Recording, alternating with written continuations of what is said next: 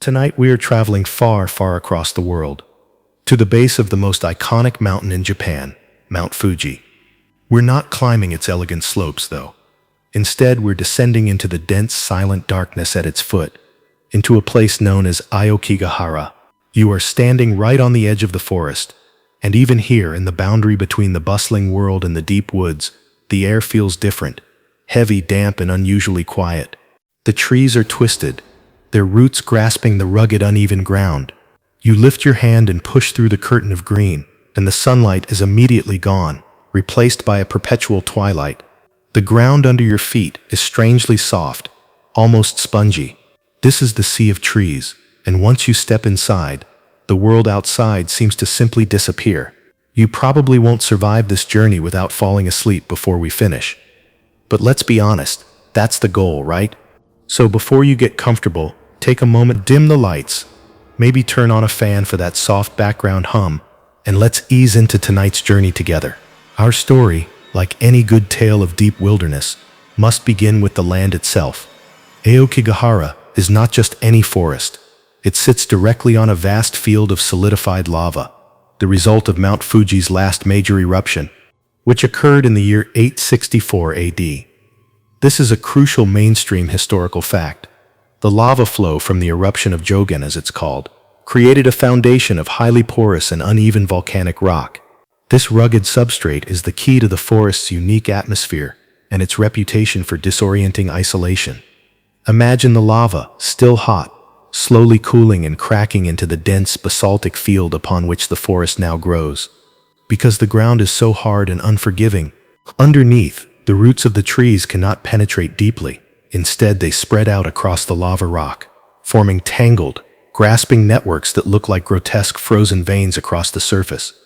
This causes the trees themselves to grow slightly twisted and unusually close together, creating a thick, light-choking canopy that filters the sunlight into faint, moss-green shafts.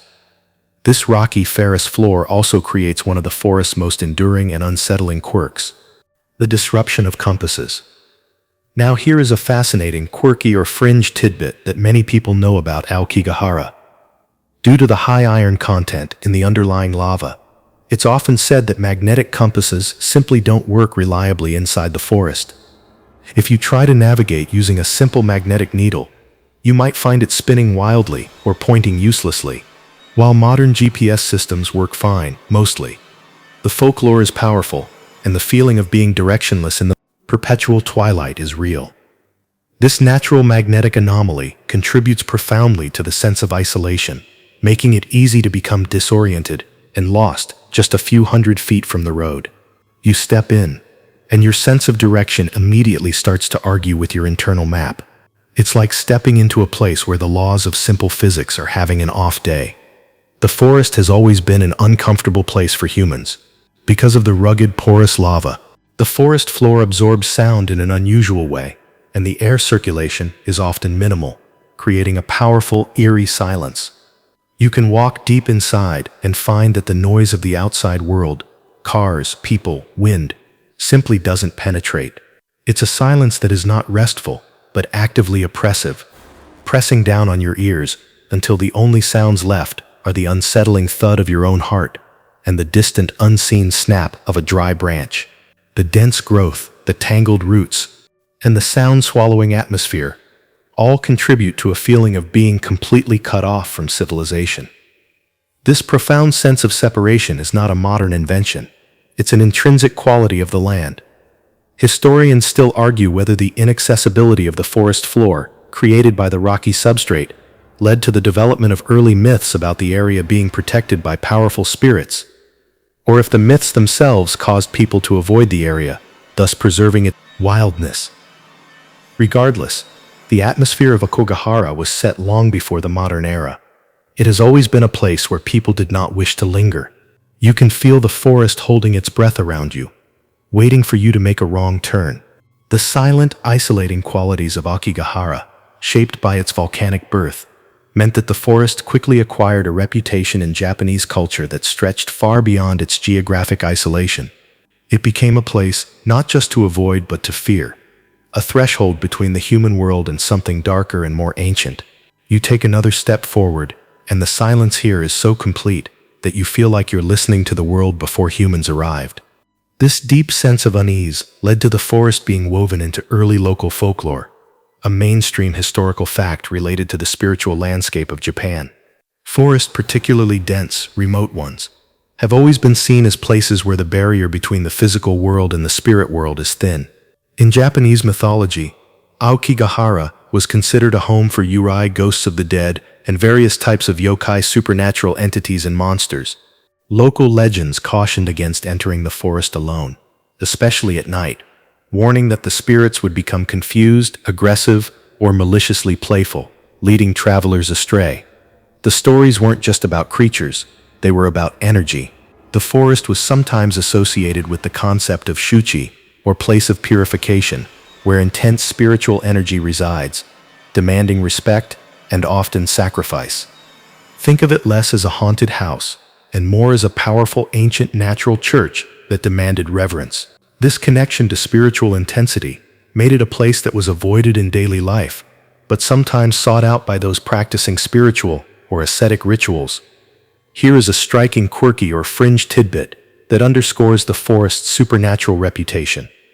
One persistent, though difficult to verify, local belief holds that the trees themselves possess malevolent energy. They say the trees are not just passive, silent observers, but active participants, absorbing the intense emotions of those who enter the forest with ill intent. Their twisted roots and overlapping branches are not merely the result of lava flow. They are manifestations of the forest's own dark psyche, working to trap and disorient intruders. The roots you just stepped over, clutching the rocks like petrified claws, suddenly feel a little bit more intentional, don't they? This leads us to the most difficult and controversial historical association with Aokigahara, ubasute. The term ubasute translates literally to abandoning an old woman and refers to a horrific practice, largely fictionalized and sensationalized, in which elderly or infirm relatives were supposedly carried to a remote location, like a mountain or a forest, and left to die, usually during times of famine, to reduce the number of mouths to feed. Historians still argue whether the practice of ubasute was ever widespread, or if it existed only as a cautionary folk tale, or a very rare occurrence driven by extreme famine. Most modern Japanese historians agree that ubasute as a formalized, common social practice is largely a myth, popularized by later literature and films. However, the connection between Aokigahara and this gruesome legend is incredibly strong in the public imagination, both inside and outside Japan. The very idea that this forest was once a destination for this ultimate act of despair has contributed heavily to its grim aura, solidifying its reputation as a place of death and abandonment. You can picture the difficulty of the trek, the uneven, unforgiving lava floor, the heavy silence, making the hypothetical act of abandonment even more agonizing. It's the perfect isolated stage for a tale of heartbreak and necessity, even if that tale is mostly literary. So for centuries, Aokigahara was viewed through a lens of fear. Fear of the spirits, fear of the forest's physical power to confuse and consume, and the historical fear tied to famine and abandonment. This made the forest a powerful symbol, a geographic metaphor for the difficult final choice, an immense silent green monument to the hidden darkness in the human heart. It was a place where people ended up, either by accident or by grim design, long before the modern era added a new, pervasive, and specific layer of tragedy. You can almost feel the ancient heavy weight of all those centuries of fear settling onto the air around you. If Aokigahara was a place of quiet, mythic dread for centuries, the 20th century ushered in a new, far more specific kind of darkness. The legends of yokai and the contested tales of ubasute were replaced by a modern, undeniable reality, which began not with another volcanic eruption, but with the quiet power of a popular book. We must now turn our attention to the year 1960 and the publication of the novel Nami no To, or Tower of Waves, by the acclaimed Japanese author Seicho Matsumoto. This is a pivotal mainstream historical fact, because Matsumoto's book, a gripping story of tragic forbidden love and suicide, prominently featured Aokigahara. In the novel, the protagonist chooses the forest as the final, isolated place to end her life. The book became a massive bestseller, cementing the image of the forest in the popular imagination as the perfect melancholic location for a definitive act of despair. The story essentially provided a literary map and a tragic romanticism to the forest's long-standing natural isolation. Think about the impact of a massive cultural touchstone like that. Aokigahara, previously known only to locals and regional folklore enthusiasts, suddenly became globally recognizable. The book, much like Stephen King's work did for the Stanley Hotel, imprinted a specific emotional resonance onto the landscape, a tragic glamour that sadly many desperate individuals began to emulate. The connection to Matsumoto's work initiated the forest's current, grim reputation. The numbers began to climb in the years following the book's publication, transforming the forest into a destination for the terminally desperate. You are walking deeper into the woods now, and the atmosphere isn't just quiet, it feels weighted by an incredible sadness, a palpable residue of human despair. Here is a striking, quirky or fringe tidbit that reveals the strange intersection of the forest's magnetic qualities and the human tragedy. Because of the difficulty of navigation and the magnetic interference, it became a practice for those entering the forest off-trail to mark their paths. They would use colored plastic tape, string or ribbons tied around the tree trunks, creating a spiderweb of makeshift markers. These ribbons were intended to ensure that, should a person change their mind, they could find their way back to the road. This practice created a bizarre, haunting visual contrast. Bright synthetic colors against the dark, organic canvas of the ancient trees, serving as a desperate, visible line between life and death. You can almost see them now, faded from years of sun and rain, whispering their stories in the breeze. The local authorities were initially bewildered by the sudden shift. What had once been a remote, mystical location was rapidly becoming a highly publicized site of tragedy. The sheer volume of people who began to enter and not return necessitated a massive response. Starting in the 1970s, the local police and volunteer groups began conducting annual searches of the forest, often chronicled in hushed, somber tones by the international press. Historians still argue whether the problem was amplified more by the novel's initial popularity or by the subsequent intense media sensationalism surrounding the tragedy counts that began in the 1990s and 2000s. The debate centers on the concept of the Wernick effect, or copycat phenomenon.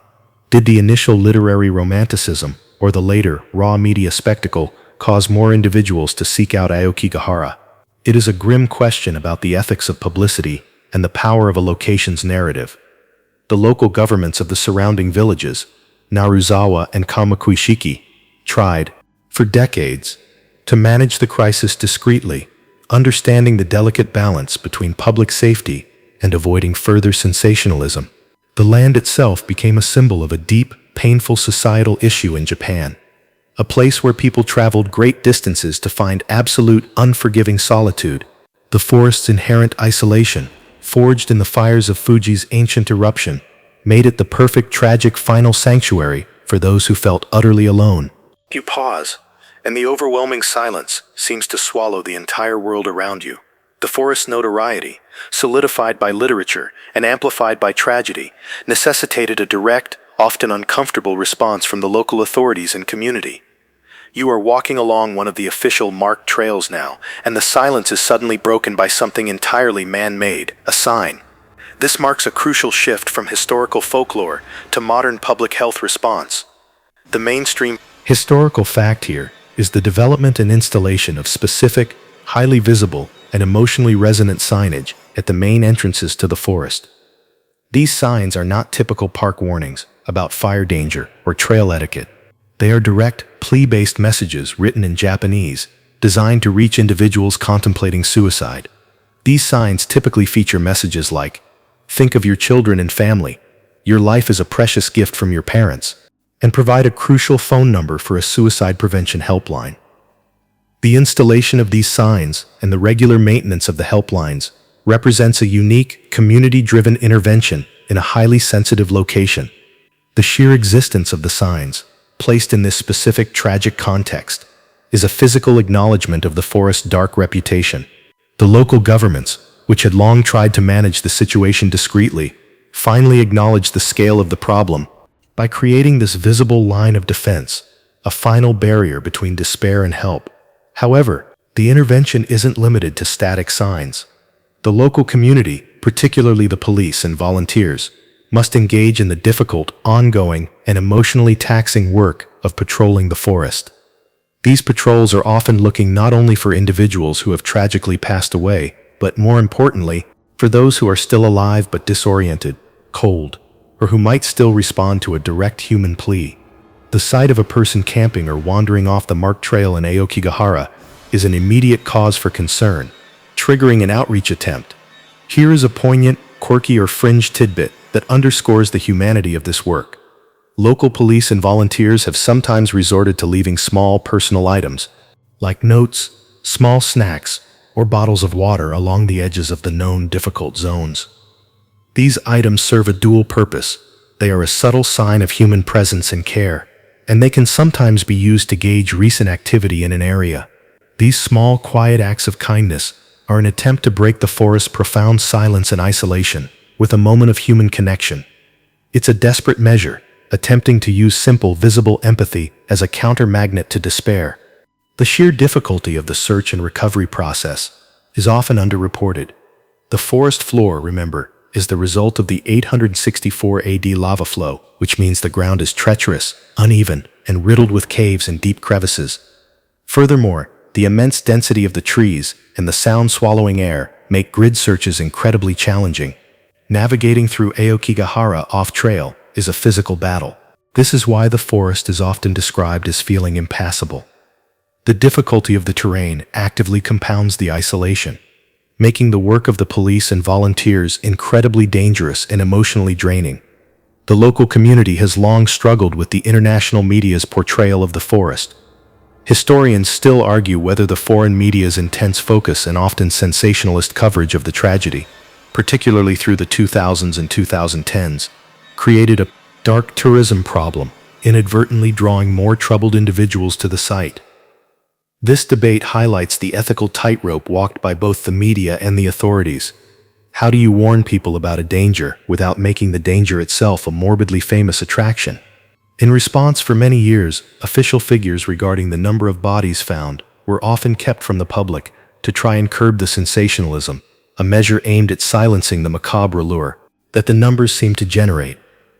Today, when you walk the main trails of Aokigahara, you are walking on the edge of two worlds: the beautiful, unique, natural environment created by Mount Fuji, and the deeply tragic space created by human pain and cultural narrative. You see the warning signs.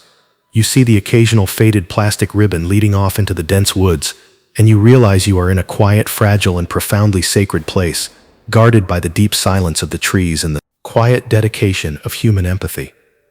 As you continue your walk through Aokigahara, you begin to appreciate the forest not just as a site of tragedy, but as a unique and ecologically fascinating environment that has been protected, paradoxically, by its own grim reputation. The conservation efforts here are complex, balancing the need to respect the dead, prevent further tragedy, and preserve a vulnerable natural ecosystem. This ongoing conservation is a crucial mainstream historical fact. The land comprising Aokigahara is part of the Fuji Hakone-Izu National Park, placing it under the protection of the Japanese government. This designation means that while the forest is subject to intense public interest, it is also shielded from development, excessive logging, or general commercial exploitation. The preservation of the forest's pristine, largely untouched state is a testament to its location within the national park system, ensuring the underlying volcanic geology and unique root systems are protected for future generations. The very nature of the forest floor, that porous lava rock we discussed earlier, makes this environment incredibly sensitive. The forest supports a unique array of plant life that has adapted to the sparse rocky soil. You might spot rare mosses, lichens, and even delicate, unexpected wildflowers poking up from the rugged ground. The trees themselves, with their shallow, sprawling roots, are easily disturbed. The simple act of stepping off trail, while essential for the search teams, can damage the shallow root systems that are literally holding the topsoil in place on the unstable lava. This is why official tourist movement is heavily restricted to a few main roped-off paths. Here is a striking, quirky, or fringe tidbit that illustrates the geological uniqueness. Aokigahara, contains numerous ice caves and wind caves formed by the lava flow. The most famous are the Narasawa Ice Cave and the Fugaku Wind Cave, which are accessible to the public on the edges of the main forest. These caves maintain ice year-round, even in the heat of summer, due to the way cold air sinks into the lava tubes and becomes trapped. For centuries, these natural refrigerators were used by locals to store silkworm eggs and other perishable goods. These caves are a bizarrely beautiful, cool counterpoint to the dense, sound-swallowing warmth of the forest above.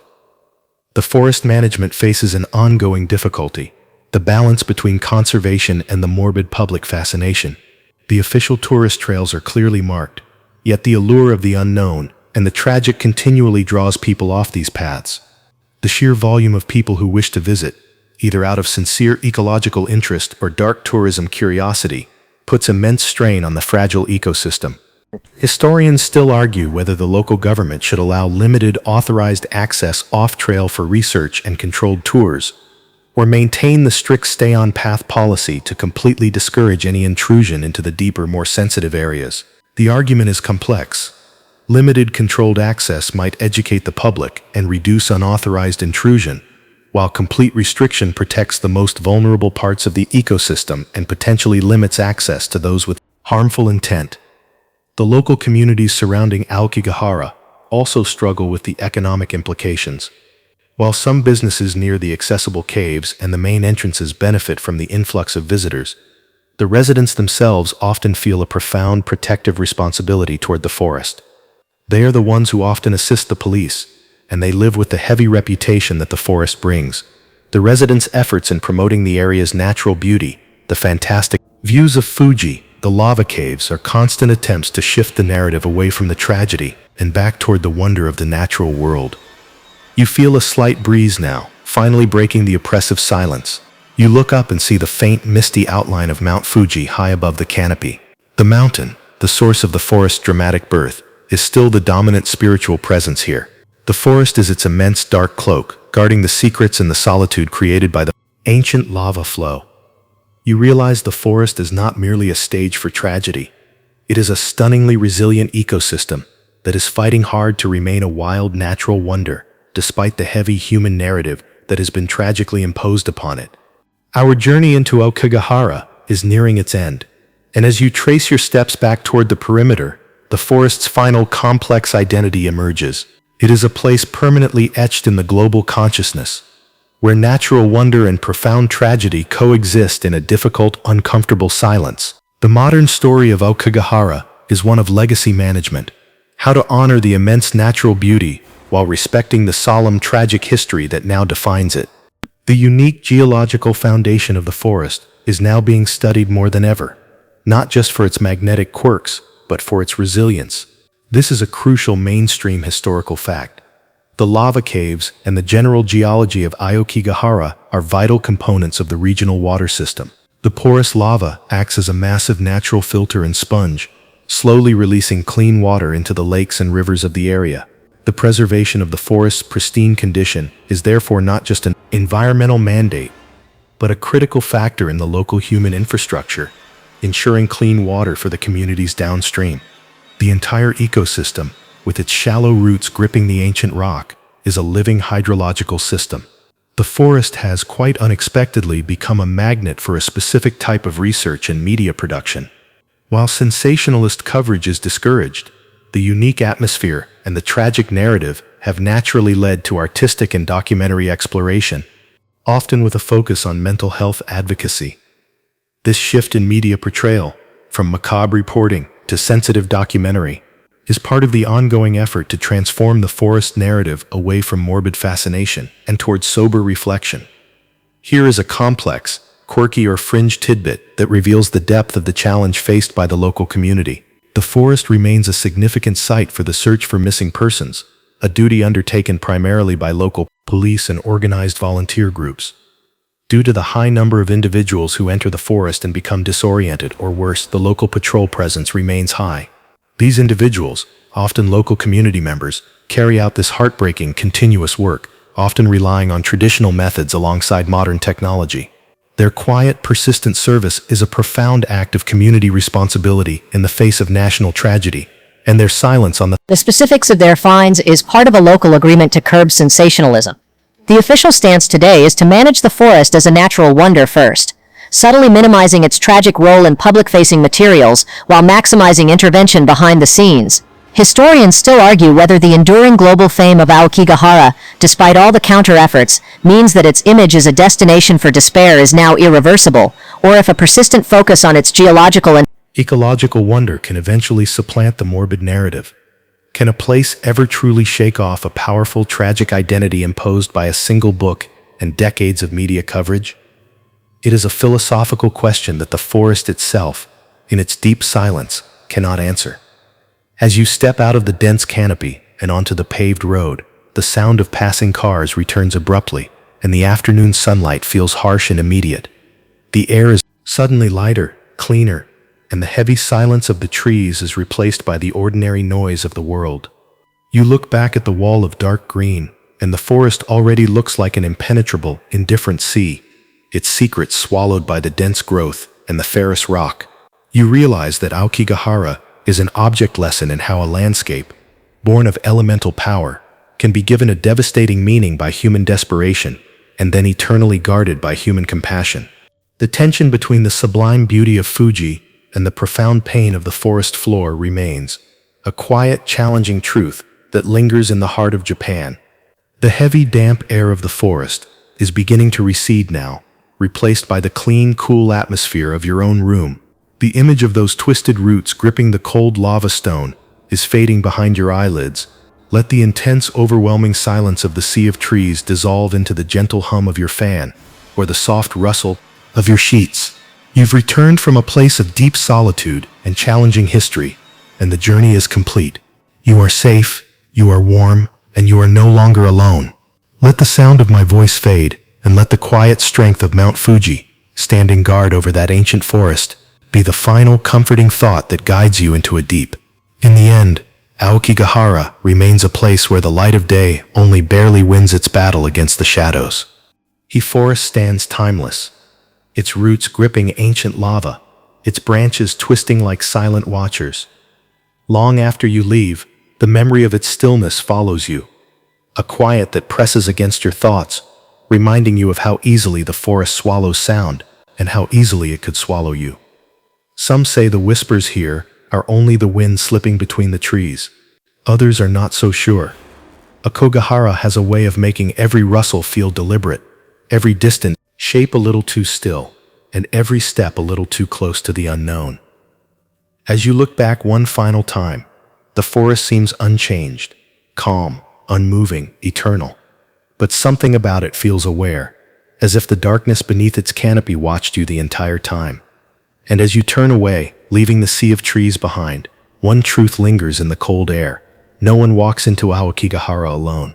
Something always walks with them,